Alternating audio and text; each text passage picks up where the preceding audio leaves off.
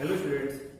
Last video lecture के अंदर मैंने आपको मसल के बारे में बताया था बेसिकली कि मसल होता क्या है, मसल्स के टाइप कौन कौन से हैं, ठीक है, और मसल का स्ट्रक्चर क्या होता है बेसिकली। तो वहाँ मैंने आपको 3 टाइप का मसल के बारे में बताया था, कार्डियक मसल, विसरल मसल और स्केलेटल मसल्स बेसिकली। ठीक है, आज इस वीडियो लेक्चर के अंदर हम डिस्कस करने जा रहे हैं द फिजियोलॉजी ऑफ मसल, कि मसल जो है वो फंक्शन परफॉर्म कैसे करता है। तो हमें पता है बेटा कि बॉडी का जो मसल्स है they are coordinated by the brains.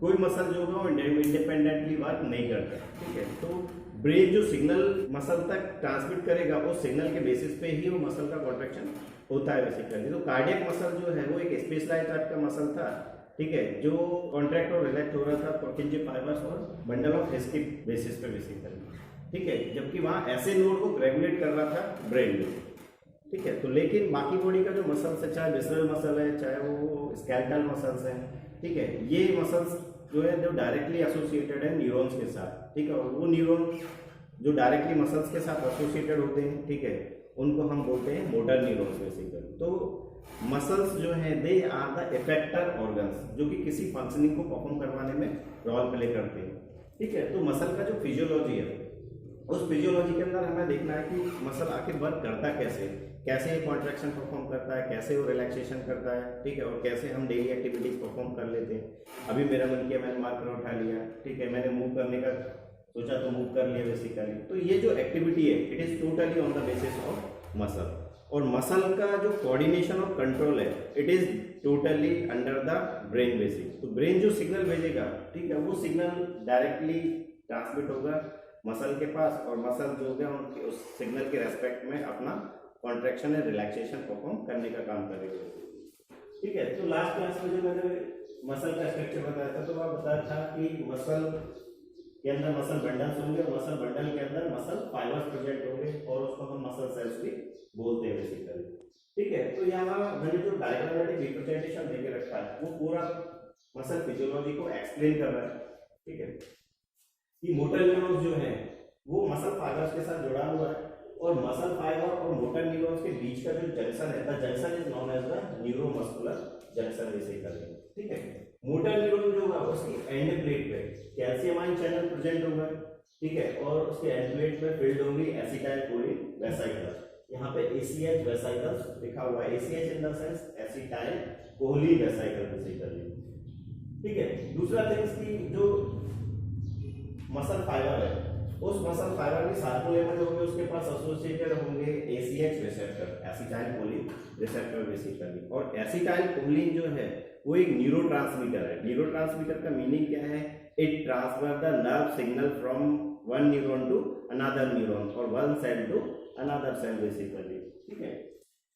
Muscle fibres के अंदर अगर हम देखते थे या मसल सेल्स के अंदर अगर हम देखते थे तो वहां पे टी ट्यूब्यूल्स और L tubules, sarcoplasmic reticulum present था बेसिकली। तो यहाँ सार्कोप्लाज्मिक जो रेटिकुलम है they are the storehouse of calcium ion basically, ठीक है। तो उस सिग्नल के अंदर सार्कोप्लाज्मिक रेटिकुलम जो होंगी दे रिलीजेस द कैल्शियम आयन, ठीक है। रिजल्टेंट सार्कोप्लाज्म जो है उस सार्कोप्लाज्म के अंदर कैल्शियम आयन का लेवल इंक्रीज होगा, जिसकी वजह से क्या होगा, मसल का कॉन्ट्रैक्शन जो होगा वो स्टार्ट होगा बेसिकली, ठीक है। तो फर्दर इस मसल फाइबर के अंदर या मसल सेल के अंदर हमने देखा था कि यहाँ साफ या मायोफाइब्रिल्स प्रेजेंट है, ठीक है। और मायोफाइब्रिल जो है वो स्ट्रिप लाइक स्ट्रक्चर है बेसिकली, जिसके ऊपर irregular light and dark band present है, ठीक है, और सार्कोमियर प्रेजेंट है बेसिकली। तो मैंने यहाँ से एक सार्कोमियर का स्ट्रक्चर उठा के यहाँ पे डिटेल से दिखाया हुआ है, ठीक है। तो सार्कोमियर था क्या? दो जेड लाइंस के बीच का जो डिस्टेंस था, ठीक है, उसको हमने सार्कोमियर कंसीडर किया था। तो जेड लाइंस जो है इन जेड लाइंस के साथ एसोसिएटेड थे एक्टिन फिलामेंट, जिनको हमने थिन फिलामेंट्स भी बोला था बेसिकली, ठीक है। और इन एक्टिन फिलामेंट्स के ऊपर फाइबर जो प्रोटीन्स थे जो उनको मास कवर करके रखा था, उन प्रोटीन्स को हम बोलते थे ट्रोपोमाइसिन बेसिकली। और उन ट्रोपोमाइसिन से जो एसोसिएटेड ब्रीडेड प्रोटीन्स था, जिसके ऊपर 3 साइड प्रेजेंट था, I in the sense inhibitory site, T in the sense tropomyosin binding site, and C in the sense calcium ion binding site basically।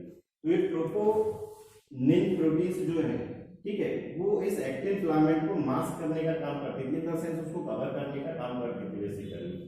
ठीक है, जबकि मायोसिन जो फिलामेंट था उसको हमने थिक फिलामेंट भी कंसीडर किया था। ठीक है, जो कि मायोसिन प्रोटीन्स का बना हुआ था बेसिकली। और मायोसिन प्रोटीन जो है उसके पास दो साइड मैंने आपको बताया था, एक तो है एक्टिन बाइंडिंग साइड जो कि एक्टिन फिलामेंट के साथ बाइंड होगा, ठीक है, और दूसरा होगा एटीपी बाइंडिंग साइड जहां पे कि एटीपी का बाइंडिंग होगा बेसिकली। ठीक है, तो सार्कोमियर में वो रीजन जहां किसी टाइप से मायोसिन फिलामेंट प्रेजेंट नहीं है, this band is known as the I band, उसी को हमने आइसोट्रोपिक बैंड बोला था। देखना यहाँ पे यहाँ किसी रीजन से मायोसिन फिलामेंट प्रेजेंट नहीं है। ठीक है, वो रीजन जिसमें मायोसिन फिलामेंट एब्सेंट हो उस रीजन को हमने बोला है क्या, आई बैंड बेसिकली। जबकि वो रीजन जहां एक्टिन फिलामेंट और मायोसिन फिलामेंट दोनों प्रेजेंट हो, ठीक है, उस बैंड को हमने बोला यहाँ पे कौन, ए बैंड बेसिकली, और एनिसोट्रोपिक बैंड। ये सब हम लास्ट क्लास के अंदर डिस्कस कर चुके थे बेसिकली। ठीक है, लेकिन जब मसल फिजियोलॉजी हमें समझना है तो इसको एक बार फिर से रिवाइज करना जरूरी था बेसिकली। ठीक है, यहाँ जब देखेंगे तो मायोसिन जो फिलामेंट्स हैं, ठीक है, वो कॉन्ट्रैक्शन परफॉर्म कर सकते हैं क्योंकि उनके अंदर मायोसिन प्रोटीन प्रेजेंट है, जिनको हमने कॉन्ट्रैक्टाइल प्रोटीन्स भी बोला था बेसिकली। ठीक है, तो मसल का जो फिजियोलॉजी है, ठीक है, मसल का जो कॉन्ट्रैक्शन है, उस कॉन्ट्रैक्शन में होता क्या है, एक थ्योरी है जिसको हम बोलते हैं स्लाइडिंग फिलामेंट थ्योरी। ठीक है, जिस थ्योरी के अकॉर्डिंग होता क्या है कि ये जो एक्टिन फिलामेंट्स होंगे they slides on the myosin filaments. ठीक है, और स्लाइड होके they pulls toward the centre, वो सेंटर की तरफ मूव करते जाएंगे, जिसकी वजह से क्या होगा कि धीरे धीरे करके नहीं जो सार्कोमियर है उस सार्कोमियर का साइज होगा ना वो रिड्यूस होता चला जाएगा। और जब फुल्ली कॉन्ट्रैक्टेड कंडीशन होगा सार्कोमियर का, ठीक है, तो उस टाइम जो होगा ना वो आई बैंड जो भी दे गेट रिड्यूस आउट, पूरा सार्कोमियर एक डार्क बैंड के अंदर कन्वर्ट हो जाएगा बेसिकली। ठीक है, तो अब एक सार्कोमियर अगर कांटेक्ट करता है, ठीक है, तो यहाँ पूरा का पूरा जो मायोफाइब्रिल्स जो होंगी वो धीरे धीरे करके सब सारा का सारा मायोफाइब्रिल्स कांटेक्ट करेगा। अब मायोफाइब्रिल जब कांटेक्ट करेगा, ठीक है, तो मसल फाइबर जो है, मसल सेल जो है वो भी कॉन्ट्रैक्शन परफॉर्म करेगा बेसिकली। और मसल फाइबर अगर कॉन्ट्रैक्शन करेगा तो मसल बंडल भी कांटेक्ट करेगा, और मसल बंडल जब कांटेक्ट करेगा तो पूरा का पूरा मसल भी कांटेक्ट करेगा बेसिकली। ठीक है, तो यहाँ से एक साइकिल है ब्रिज और डी ब्रिज फॉर्मेशन का, वो साइकिल मैंने आपको यहाँ पे रिप्रेजेंट किया बेसिकली। तो यहाँ साइकिल के अंदर देखा जाए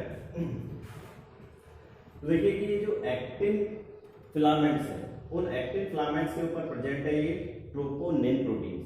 ठीक है, और ट्रोपोनिन प्रोटीन से उसने मास्क करके रखा है एक्टिन फिलामेंट को बेसिकली। ठीक है, ताकि ये मायोसिन प्रोटीन जो है वो डायरेक्टली इस एक्टिन फिलामेंट के साथ बाइंड ना हो पाए बेसिकली। ठीक है, तो कैल्शियम आयन का प्रेजेंस जब भी होगा तो this calcium ion get bind on the calcium ion binding site, जिसकी वजह से ये ट्रोपोनिन प्रोटीन जो होगा वो अपना कंफर्मेशन चेंज करेगा, और कंफर्मेशन चेंज करते या अपना पोजीशन चेंज करते इस जगह से इस एक्टिन फिलामेंट को अनमास्क करने का काम करेगा बेसिकली। और जैसे ही एक्टिन फिलामेंट अनमास्क होगा तो myosin proteins get bind with the actin proteins basically. The process is known as the bridge formation, इसको हम बोलेंगे क्या, ब्रिज फॉर्मेशन बेसिकली। और फर्दर जब वो ब्रिज फॉर्मेशन होगा तो ब्रिज फॉर्मेशन के बाद मायोसिन जो प्रोटीन्स है वो कांटेक्ट करेगा, क्योंकि हमें पता है कि मायोसिन प्रोटीन का जो नेचर है वो कॉन्टैक्टाइल नेचर है, और कांटेक्ट करेगा तो इट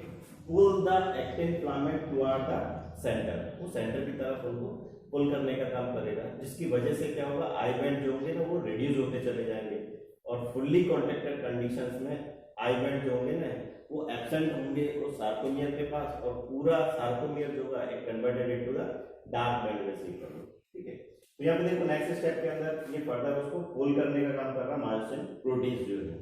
ठीक है, on the basis of hydrolysis of ADP. ठीक है, तो नेक्स्ट प्रोसेस में फर्दर एटीपी के हेल्प से फिर डी ब्रिज का फॉर्मेशन होगा, एंड डी ब्रिज का फॉर्मेशन के बाद फिर से प्रोसेस जो होगा वो रिपीट होगा। तो ये प्रोसेस ब्रिज फॉर्मेशन का और डी ब्रिज फॉर्मेशन का process again and again repeat होते जाएंगे बेसिकली। तो अगर इस पूरे प्रोसेस को one by one step by step अगर हम देखें, ठीक है, तो हो क्या रहा है बेसिकली, सबसे पहले ब्रेन से जो नर्व सिग्नल है it reach to the end plate of motor neuron. ठीक है, तो end plate of motor neurons पे जैसे ही वो सिग्नल मूव करेगा ट्रांसफर होगा ठीक है, it causes the opening of calcium ion channel. अभी तक कैल्शियम आयन चैनल जो थे वो क्लोज थे, लेकिन on the basis of signal the calcium ion channel gate open. Calcium ion channel gate open, it causes the diffusion of calcium ion from outer side to inner side. Basically calcium ion जैसे ही outer side से inner side diffuse होगा, तो calcium ion का जो concentration है इस end plate of motor neuron में it get increase. Calcium ion का कॉन्सेंट्रेशन इंक्रीज होते ही the acetylcholine filled vesicle get fuse with the membrane. ठीक है, तो मेम्ब्रेन के साथ फ्यूज होते it causes the release of ACH in neuromuscular junction vesicle. ठीक है, तो this release acetylcholine further get bind with the acetylcholine receptor. ये रिसेप्टर के साथ बाइंड होगा, और एसिटाइल कोलिन जो है this is the neurotransmitter which causes the transfer of nerve impulse from one cell to another cell. ठीक है, और one neuron to another neuron basically. ठीक है, तो फर्स्ट जो हुआ the signal reach to the end plate of motor neuron. Second causes the opening of calcium ion channel. Third, calcium ion diffuses from outer side to inner side. Next, it causes the diffusion of acetylcholine vesicles with the membrane and causes the release of ACH, acetylcholine in neuromuscular junction basically. And acetylcholine get bind with the acetylcholine receptor basically. So this binding of acetylcholine with acetylcholine receptor will trigger the release of calcium ion from the sarcoplasmic reticulum. ठीक है, तो देखो यहाँ से calcium ion जो है वो इस सार्कोप्लाज्मिक रेटिकुलम से बाहर रिलीज हो गया इस सार्कोप्लाज्म के अंदर। सार्कोप्लाज्म फ्लूइडिक रीजन है, ठीक है, उस मसल सेल पर। ठीक है, तो जैसे ही इस मसल सेल के अंदर कैल्शियम आयन का कॉन्सेंट्रेशन इंक्रीज होगा, ठीक है, this calcium ion is reach to the sarcomere. ठीक है, और सार्कोमियर में ये कैल्शियम आयन जो होगा it get bind with the calcium ion binding site of troponin.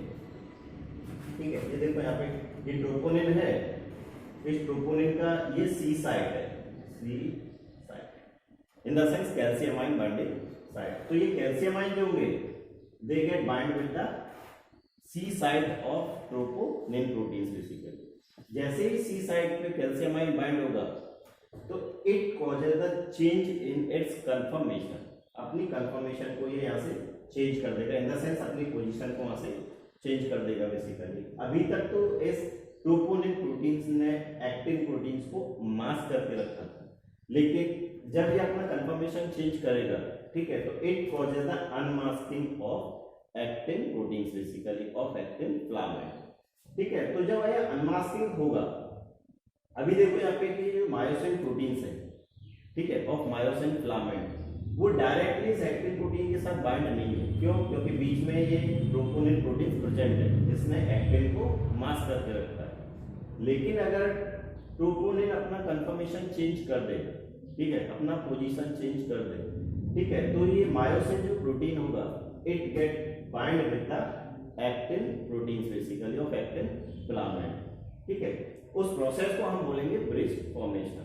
ठीक है, तो देखो नेक्स्ट स्टेप में हुआ क्या है, जैसे कैल्शियम आयन बाइंड हुआ सी साइड पे, इट कॉजेज द अनमास्किंग। ठीक है, अनमास्किंग होते ही ये मायोसिन जो प्रोटीन है it get bind with the actin protein of actin filament. तो मायोसिन जो प्रोटीन था, मैं मसल का जब स्ट्रक्चर बता रहा था तो मायोसिन प्रोटीन में दो साइड बताया था, एक तो है एक्टिन बाइंडिंग साइट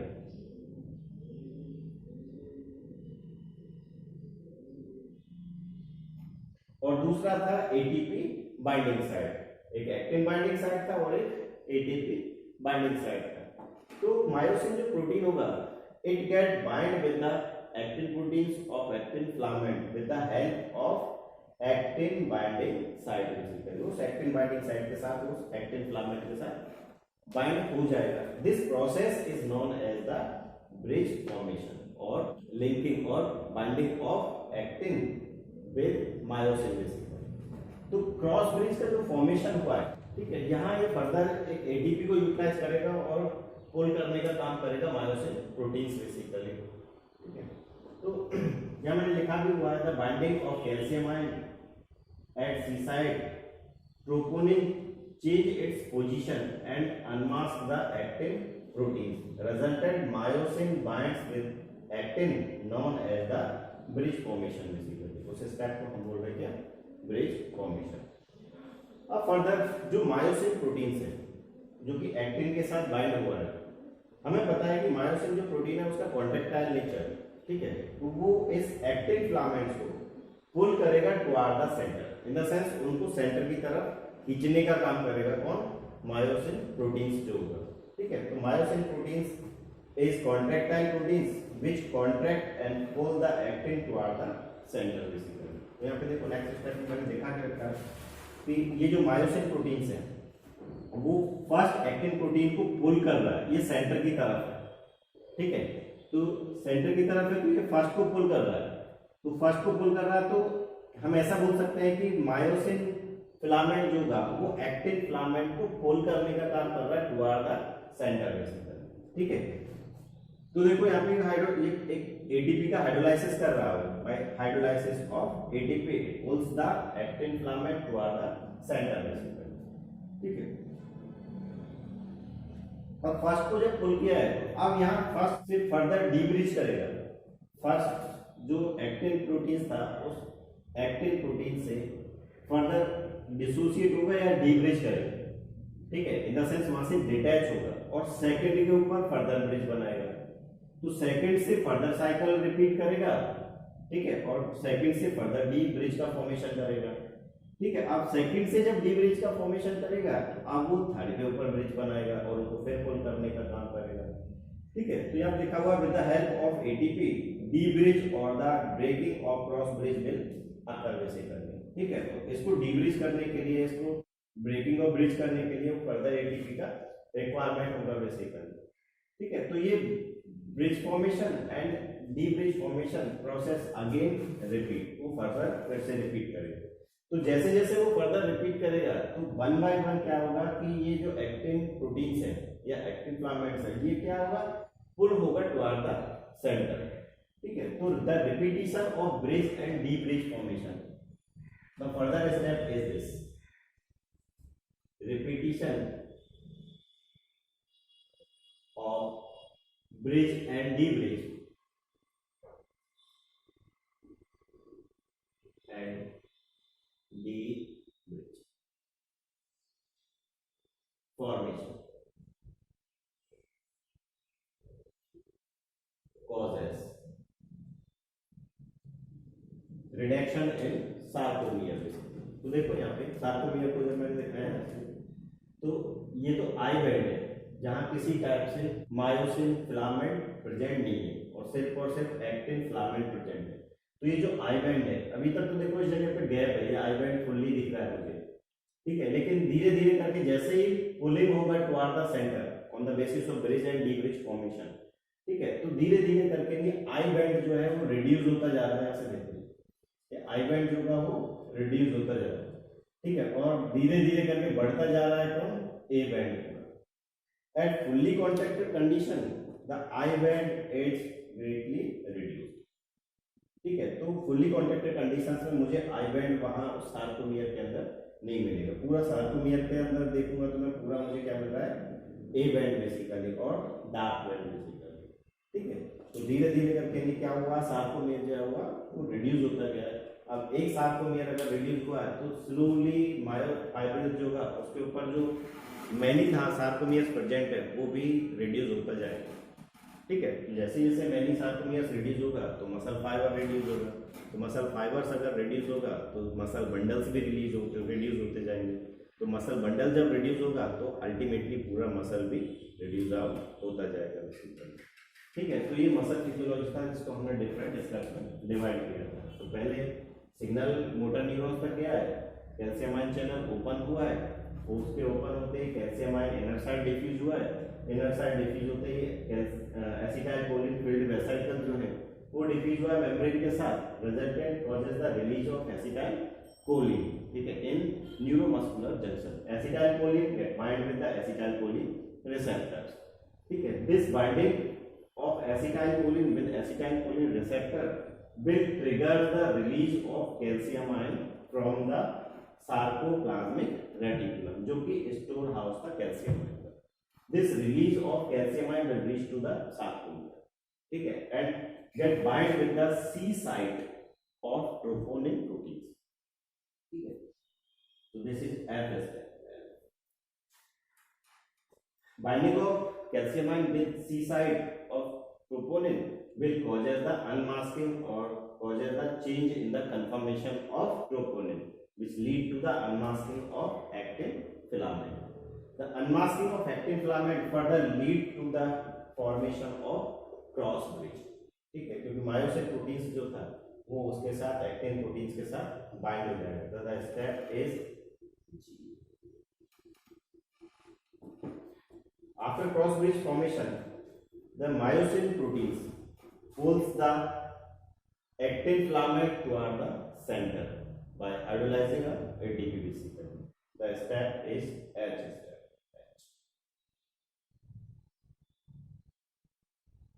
ठीक है, तो pulling of actin filament toward the center will causes the reduction in I value receptor. Further, by binding of ATP, D-bridge formation will occur or the breaking of bridge formation will occur. ठीक है, तो जैसे ही D-bridge हुआ तो next जो myosin proteins होगा it causes the formation of bridge on second actin proteins basically. ठीक है, तो अगेन ये प्रोसेस होगा, फिर से रिपीट होगा. तो एक जगह तो D-bridge का फॉर्मेशन हो रहा है, ठीक है, और एक जगह पे क्रॉस ब्रिज का फॉर्मेशन होगा. तो cross bridge formation and D bridge formation, फिर क्रॉस ब्रिज फॉर्मेशन, फिर डी ब्रिज फॉर्मेशन. ठीक है, वो इन एक्टिन फिलामेंट्स को स्लाइड करवाने का काम करता है on myosin filament. In the sense thin filament slides on thick filament which causes the greatly reduction in the sarcomere. Ultimately the sarcomere is converted into only an A value due to the reduction of I value.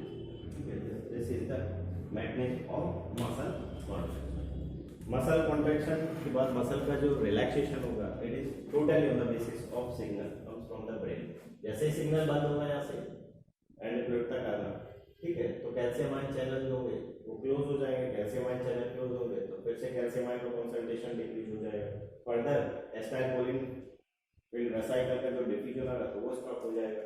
Ultimately जो calcium ion थे sarcoplasm के अंदर they again reach to the sarcoplasmic reticulum. ठीक है, तो ये bridge और D bridge का फॉर्मेशन जो होगा वो फर्दर स्टॉप हो जाएगा, जिसकी वजह से मसल जो होगा फर्दर रिलैक्स होता चला जाएगा. This was the mechanism of muscle contraction. एक और चीज कि हमारी बॉडी के पास दो टाइप के मसल फाइबर, एक रेड मसल फाइबर्स और दूसरे व्हाइट मसल फाइबर्स. तो एक तो ऐसा मसल्स है जिनको जो रात दिन कॉन्ट्रैक्शन परफॉर्म करते रहते हैं या रात दिन अपना फंक्शनिंग परफॉर्म करते रहती है, लेकिन उनके अंदर किसी टाइप से कोई पेन नहीं होता. ठीक है, दूसरा ऐसा मसल कि अगर हम थोड़ा सा फिजिकल एक्सरसाइज कर लेते हैं तो उन मसल पेन डेवलप हो जाता है बेसिकली. ठीक है, तो आखिर क्यों होता है वो रीजन हम यहाँ पे डिस्कस कर रहे हैं. तो नेक्स्ट इज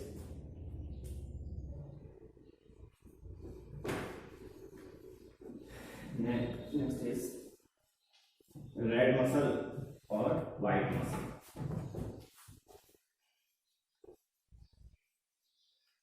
तो रेड मसल फाइबर जो होंगे उनको तो हम एरोबिक मसल फाइबर्स या एरोबिक मसल्स बोलते हैं, जबकि व्हाइट मसल फाइबर्स जो होंगे या मसल्स जो होंगे, ठीक है, दे आर एनारोबिक मसल्स.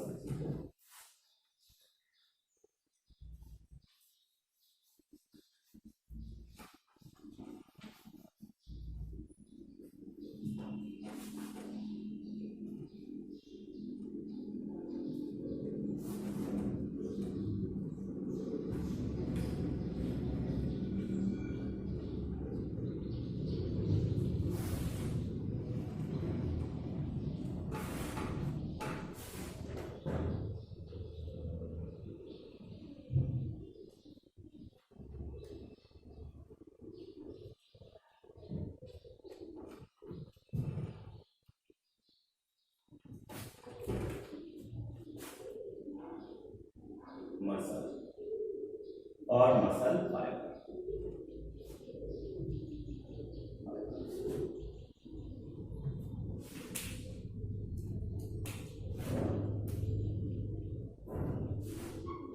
एक तो है रेड मसल और फाइबर, मसल फाइबर्स। दूसरे हैं वाइट मसल और मसल फाइबर्स। तो रेड मसल्स जो होंगी, they are also known as the aerobic muscle. They perform the aerobic respiration basically. Having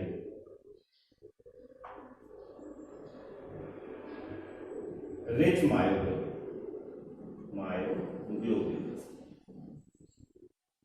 ठीक है, इस वजह से इनको रेड मसल्स भी बोल रहे हैं। अब मायोग्लोबिन जो है वो एक प्रोटीन है, ठीक है, ये मसल प्रोटीन से जो कि ऑक्सीजन को स्टोर करने का काम करते हैं, जबकि हीमोग्लोबिन जो है उसका काम है ऑक्सीजन को ट्रांसपोर्ट करने का। एक और मैंने प्रोटीन्स बताया था जब हम नाइट्रोजन फिक्सेशन डिस्कस कर रहे थे, तो वहां मैंने लैग हीमोग्लोबिन प्रोटीन्स बताया।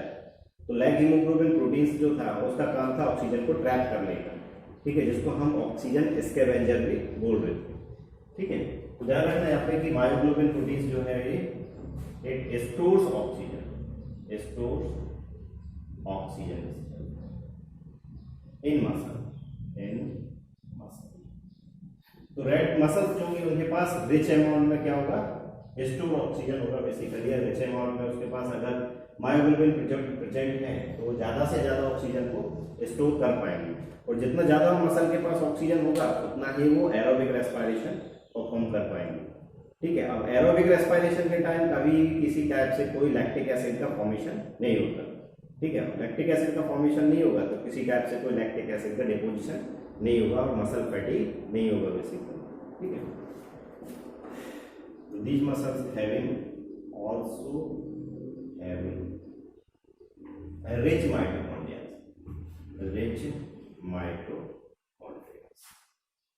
उनके पास रिच अमाउंट में माइटोकॉन्ड्रिया भी प्रेजेंट होगी, जिसकी वजह से वो एरोबिक रेस्पिरेशन परफॉर्म करते रहते हैं। They perform aerobic respiration,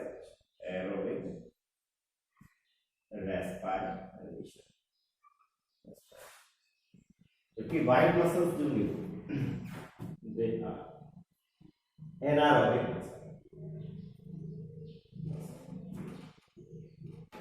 perform anaerobic respiration, performs anaerobic respiration,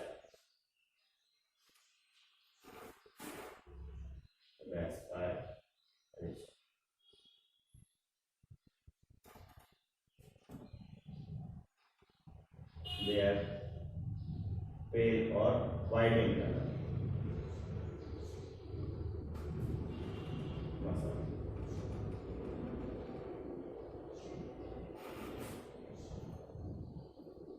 Having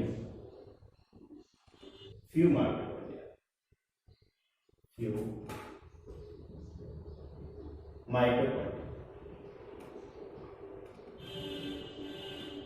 and more endoplasmic reticulum. They depend on anaerobic process.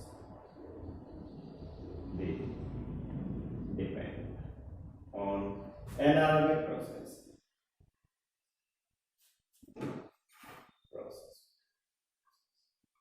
अगर इन मसल से एक्सेस वर्क करवाया जाए, ठीक है, they begin to perform the anaerobic respiration, और एनारोबिक रेस्पिरेशन के time formation होता है लैक्टिक एसिड का, ठीक है, और लैक्टिक एसिड जो है it get deposited in muscle vesicle, ठीक है, which causes the muscle pain, और उस कंडीशन में हम फर्दर बोल रहे हैं कि मसल फैटिग। ये दो टाइप के मसल फाइबर्स थे, एक रेड मसल फाइबर्स और एक व्हाइट मसल फाइबर्स, ठीक है। नेक्स्ट है मसल एनर्जी मेटाबॉलिज्म, कि मसल्स जो है वो अपनी एनर्जी का मेटाबॉलिज्म कैसे परफॉर्म करते हैं।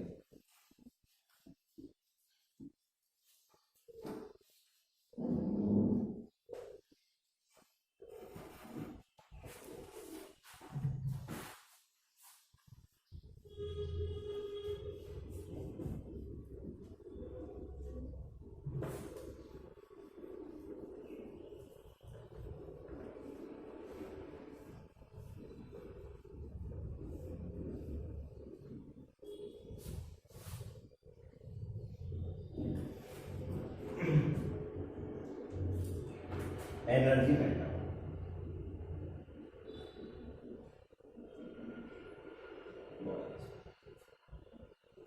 Of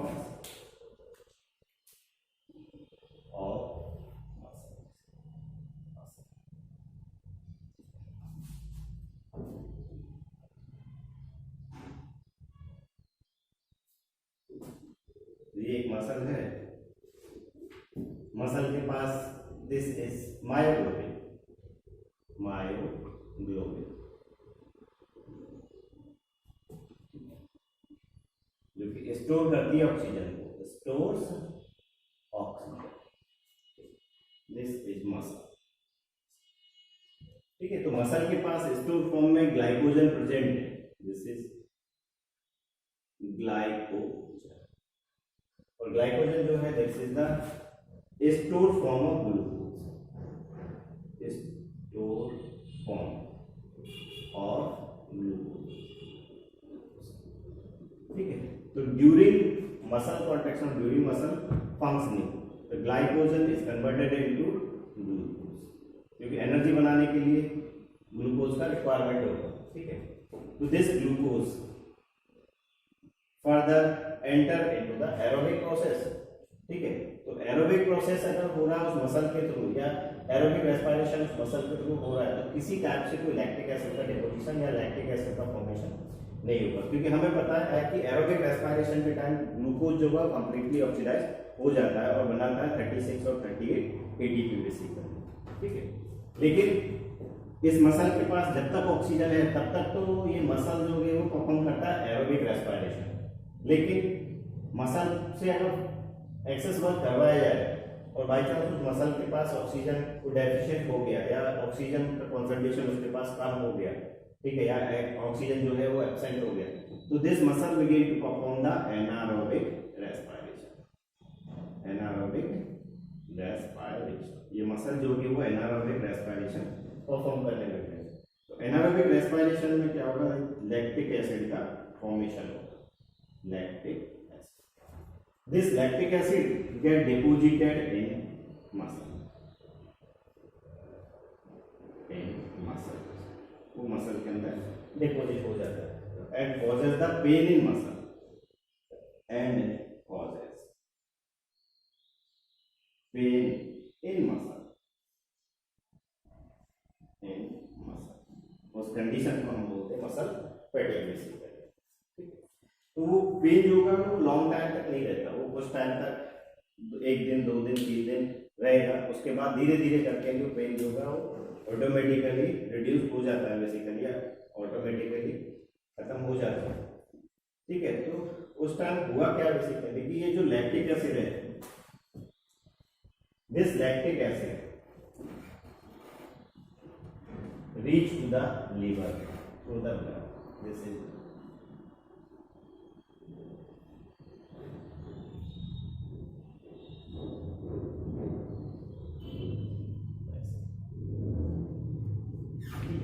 lactic acid will reach to the liver.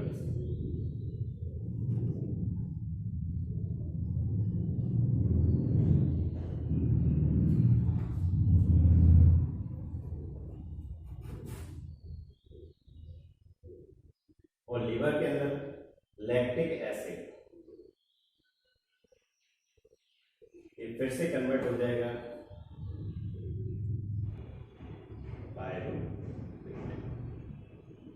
या पायरुविक एसिड, उसमें कन्वर्ट हो जाएगा।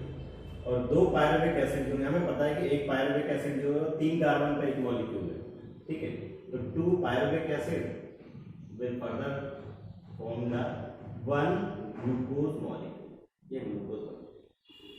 ठीक है, तो ग्लूकोज का कॉन्सेंट्रेशन अगर ब्लड के पास ज्यादा है, दिस इज ब्लड वेसल्स, अगर ब्लड वेसल्स में ग्लूकोज का कॉन्सेंट्रेशन अगर ज्यादा है तो this glucose deposited in liver in the form of glycogen, वो ग्लाइकोजन की फॉर्म में लीवर के पास डिपोजिट हो जाएगा। और अगर ब्लड में ग्लूकोज का लेवल कम है, ठीक है, तो this glucose is reach to the blood vesicle. ठीक है, वो चला जाएगा कहाँ पे, ब्लड के पास, ये ब्लड। ठीक है, ब्लड से this glucose again reach to the muscle, इस मसल के पास फिर से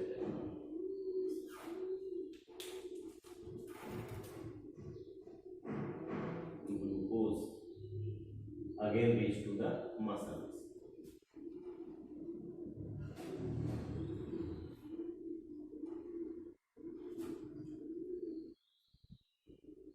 ठीक है, in muscle this again perform the same functioning. अगर मसल के पास ऑलरेडी ग्लूकोज है तो वो क्या है, कंटिन्यूअस ग्लूकोज को यूटिलाइज करता रहेगा, otherwise it get deposited in the form of glycogen.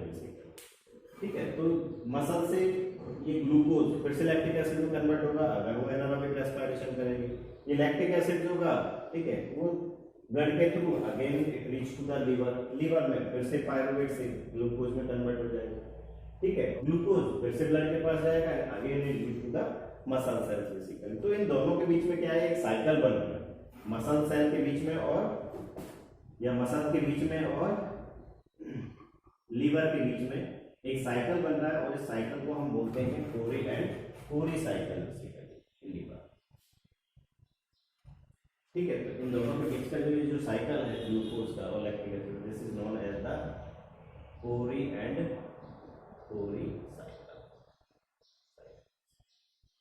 ठीक है, this overall was the energy metabolism of muscle. बाकी मसल्स के कुछ डिसऑर्डर्स हैं वो हम नेक्स्ट क्लास के अंदर डिस्कस करेंगे। Thank you.